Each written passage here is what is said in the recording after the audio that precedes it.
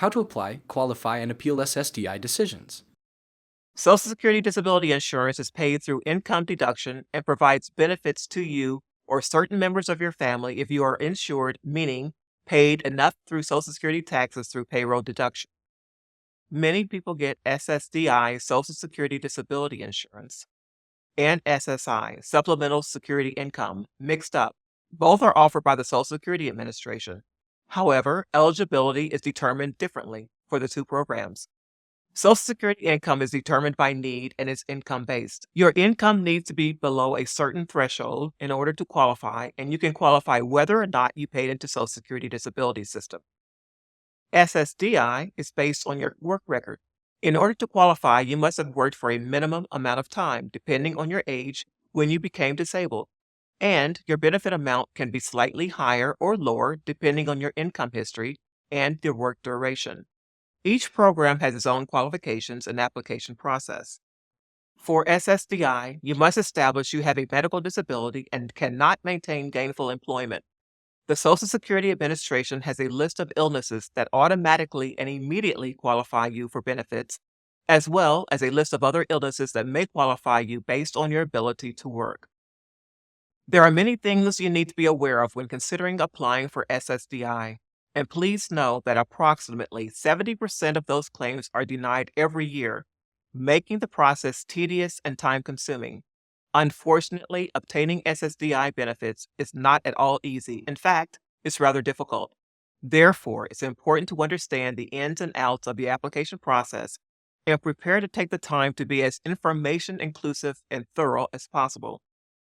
So, who is eligible for SSDI benefits? You need to know this before you apply. The two main requirements that you must meet in order to qualify for benefits are you must have what the SSA considers to be a mental or physical condition.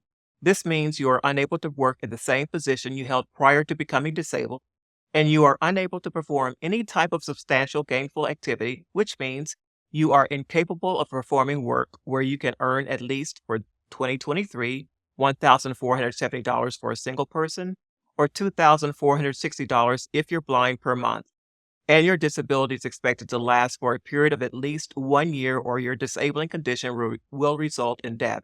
Remember, these amounts change every year, so you can go to ssa.gov to determine the benefits amounts. These amounts also take into account work expenses. It also increases most years and allows you to take deductions prior to making calculations that determine your income. So there are types of income that qualifies as substantial gainful activity for SSA. They are earned income, self-employed workers, contractors, or employees. However, there are some types of income that are not included in the limit for Social Security disability benefits. They are buying rental properties, selling your assets, investing in the stock market. Some deductions you may be able to take are prescription costs, co-payments, necessary counseling services, transportation to and from work, necessary personal attendance, wheelchair or other assistive devices. So, why are so many SSDI benefits denied? You must prove you meet the legal definition of disabled as defined by the Social Security Administration. In order to do this, you must provide to them medical documentation, and in doing so, provide enough medical evidence to prove you are actually disabled so that the SSA has no reason to deny the application. There is no such thing as too much medical information or documentation. This documentation can include the official diagnosis, diagnostic testing and results, hospital room visit logs, lab results, medical treatment history, prescription medication history. It is recommended that you should ask your physician to prepare a statement that explains the severity of your condition and how it affects your ability to work. You could also be denied because of your monthly income. Too much income over the threshold will automatically disqualify you. Surprisingly, even if you're below the income threshold, working at all can be negative in securing approval. The thinking is that if you can work at all, even for a little, perhaps you can work more. You could also be denied if you refuse to cooperate with the Social Security Administration. For instance, failing to provide additional information to the Social Security Administration when requested in a timely manner. Your claim can also be denied if you are not compliant with your doctor's orders regarding treatment for your disability. Failing to follow your doctor's orders indicates to the Social Security Administration that you are not fully committed to recovering because you want to be approved for benefits.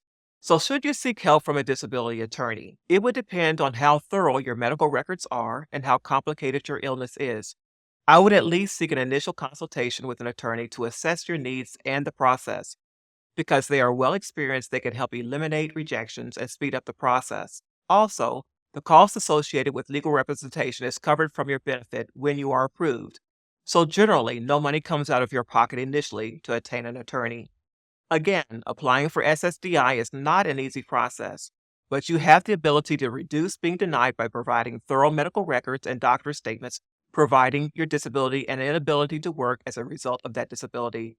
Seeking the assistance of an attorney is a very good option as they can help improve your odds because they know what to look for. Your goal is to be approved for SSDI benefits if you qualify as soon as possible.